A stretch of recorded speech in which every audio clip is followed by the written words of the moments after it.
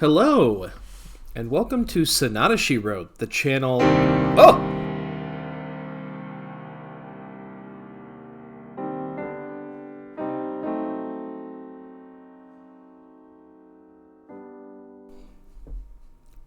Okay, that was a lot. Anyway, I was saying, this is the channel where we...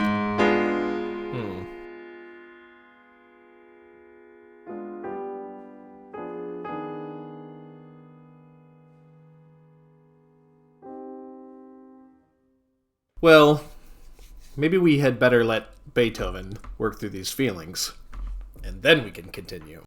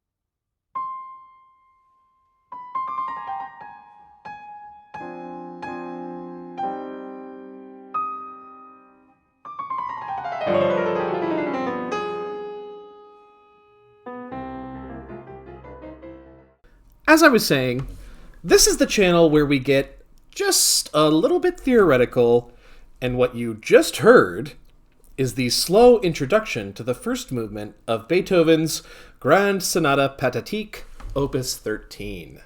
If you're now saying to yourself, well, what just happened had the cadence of a joke, but I don't really understand, I can assure you, you aren't alone.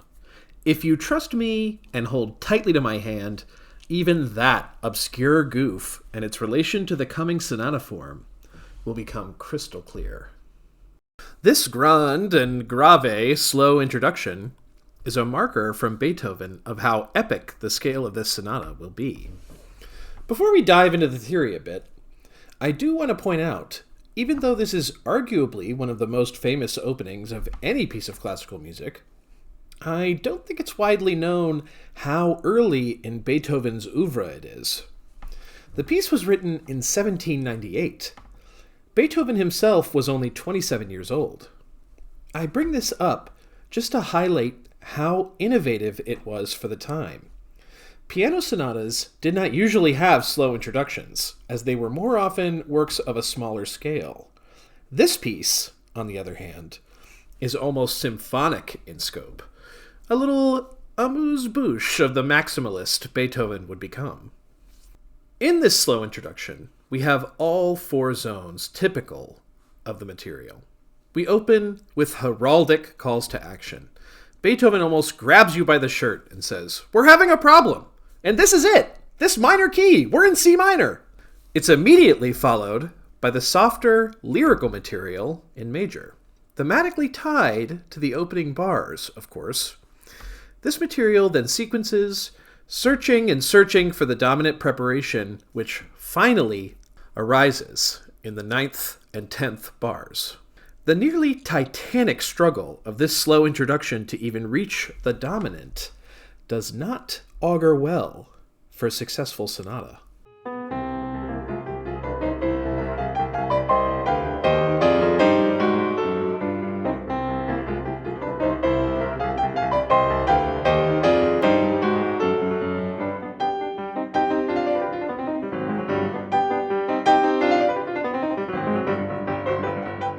Here we have our primary theme, frenetic but rock solid in its tonality. Notice the C major pedal throughout most of the theme. In the Elements of Sonata Theory, Hepakoski and Darcy discuss what they call the extra burden of minor mode sonatas. The minor mode itself, generally interpretable as a sign of a troubled condition, is seeking transformation into the parallel major mode. Since many minor mode sonatas do attain a major mode ESC in the recapitulation, the sonata process can function as a strategy capable of transforming tonic minor into tonic major. What they mean is, in addition to carrying the burden of the expressive trajectory to structural cadences, the minor mode sonata's extra burden is to transform itself from the minor into the major through the process of a sonata form. Narratively, that means that in addition to the slow introduction in this piece specifically, the primary theme is the initial condition which we must strive to overcome. And who will be our agent of change, you ask? Why, it's our scrappy secondary theme that bears this load.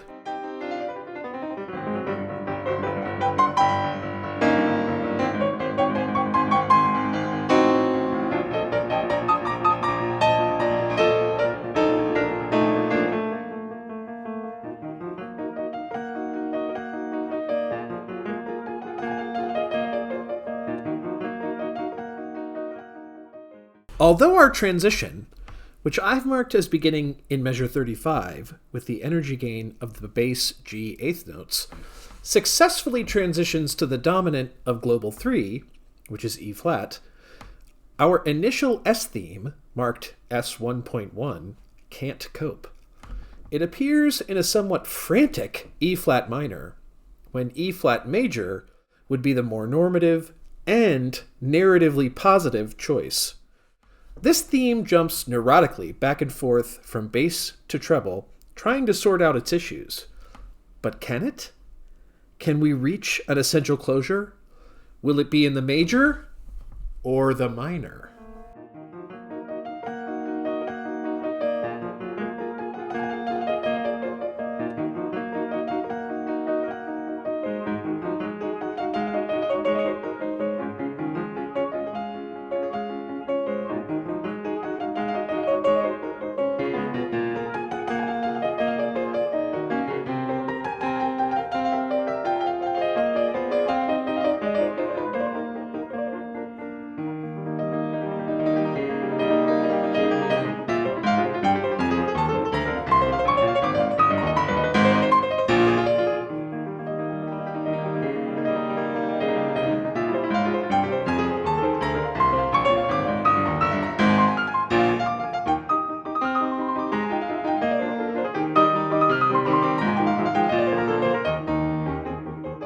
Our scrappy little secondary zone does manage to get there in the end, but only after 4, that's right, 4 cadential whoopsies. First, we accidentally cadence in the global Neapolitan, D flat. This is followed by an evaded PAC, and then 2 imperfect authentic cadences. Finally, in one last burst of energy, the secondary theme, marked S1.3, reaches skyward to the heavens, launching a chromatic rocket up into what was then the extreme top of the forte piano's range, returning to Earth in bar 120 for the essential expositional closure. The closing zone would retransition us back to C minor in the first ending for the expository repeat, but for now, let's hear the closing zone and move on to the development.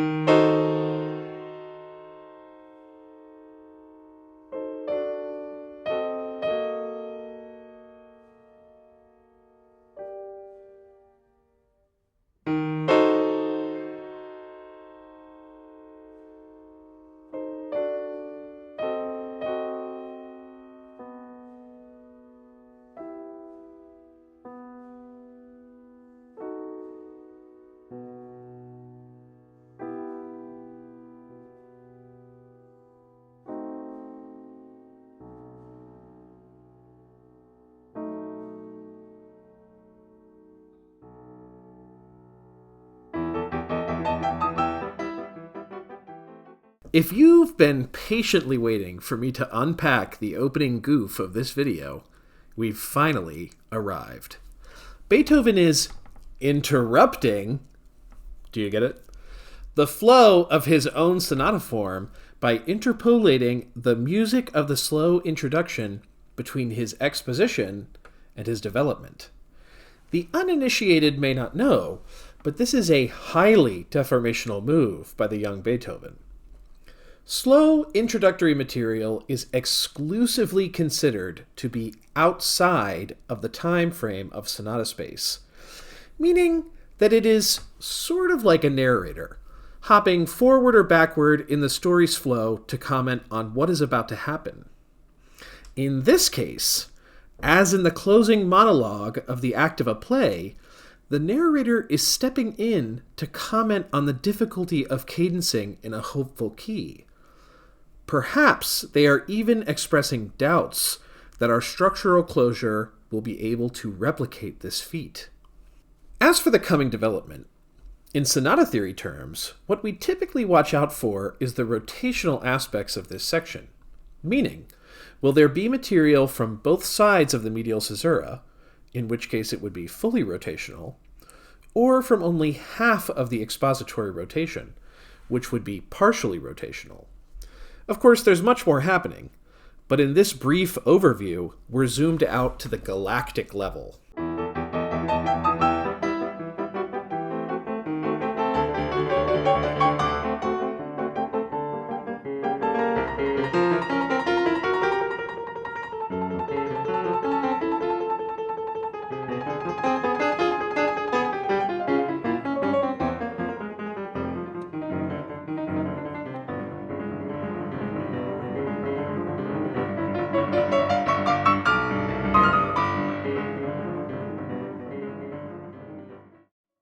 Because the transition was based on the primary theme itself, it can be a little difficult to suss out what thematic zones have gone by so far, which is where this passage, with alternating A-flat chords, really the secondary Neapolitan of the dominant G, and diminished chords, really signal what's happening. In the exposition, Beethoven used this passage to move into the transition, but here in the development, although the music feels as though it's attempting to transition to a secondary zone, the primary theme keeps asserting its own dominance, essentially suppressing the latter half of this rotation.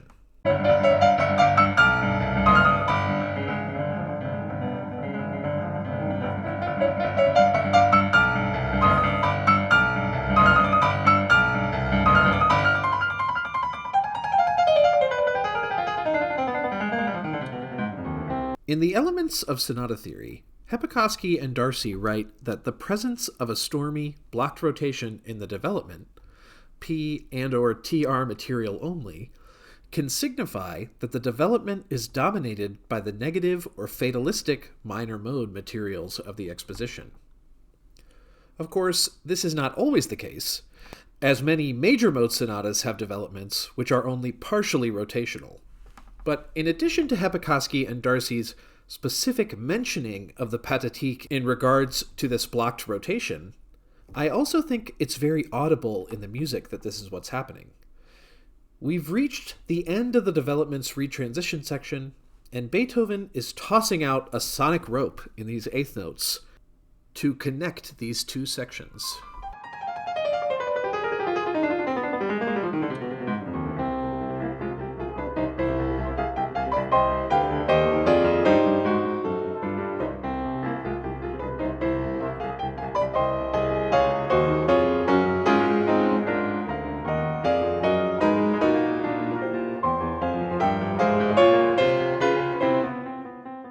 The primary theme, as before, is solid as a rock, but what seems to be missing is the material that led us into a distinct transition.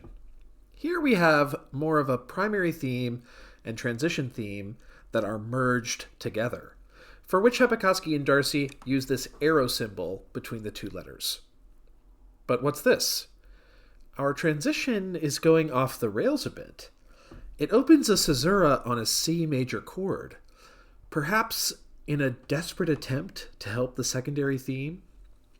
Let's see if that little guy can take the hint.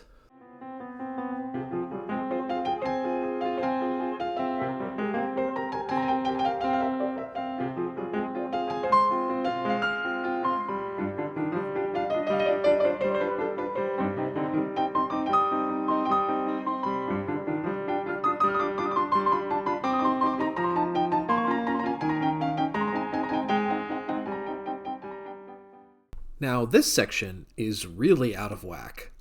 This was our secondary theme's first chance to transform the situation into major, and unfortunately, not only has it failed, but we seem to be in very real danger of falling into F minor. You may remember that many recapitulations feature an emphasis on the global 4, in this case F minor, but this usually happens in the primary theme. In terms of my harmonic analysis, I generally will only mark a key change if there is a cadence in the new key, and then work backward from there. As you can see, we eventually head away from F minor and back to C minor, narrowly evading a C minor PAC in bar 245.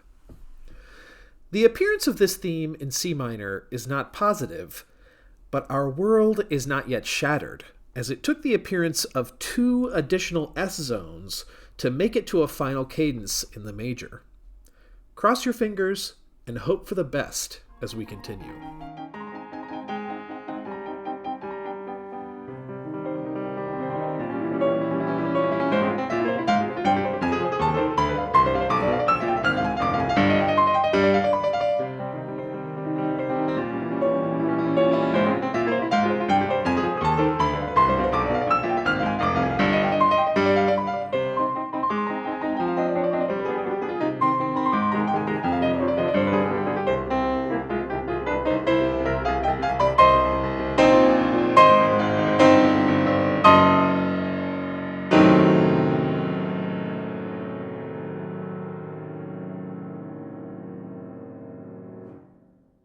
Oh God, the ultimate tragedy!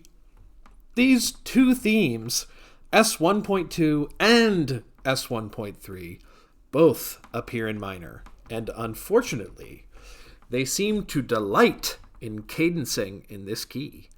We have PACs even before the final structural cadence, the death knell of our fate, if you will, in bar 285.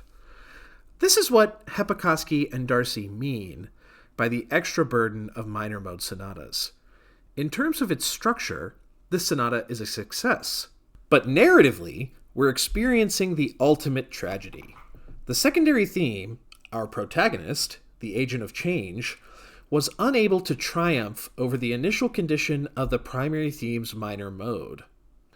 This concept of a tragic narrative is really the work of literary critic Northrop Frye in the text Anatomy of Criticism. His concept of the 4 narrative archetypes, romance, comedy, tragedy, and irony, were convincingly applied to music in Byron Allman's book A Theory of Musical Narrative. A tragic narrative is one in which a transgression is defeated by an order-imposing hierarchy. Crucially, we as the audience are on the side of the transgressor and hope that the initial hierarchy will be defeated. A non-musical example of a tragic narrative is the 5th Star Wars movie, The Empire Strikes Back. The initial condition, the hierarchy of the Empire and its control of the galaxy, is fought against by a transgressor, Luke and the Rebel Alliance. But tragically, Luke loses in a fight with Darth Vader, and Han Solo is frozen in carbonite. The opposite of a tragedy is a comedy, a narrative in which the transgressor does triumph over the initial hierarchy. Part of what makes a tragedy so, well, tragic, is that we yearn for the narrative to be a comedy, and our hopes are then dashed. Beethoven has created a tragic narrative. The initial condition of the P theme in C minor, the S theme is the agent of change, and its failure to triumph over the initial condition or hierarchy. Unfortunately, though, Beethoven isn't quite done with us yet as we Oh, geez.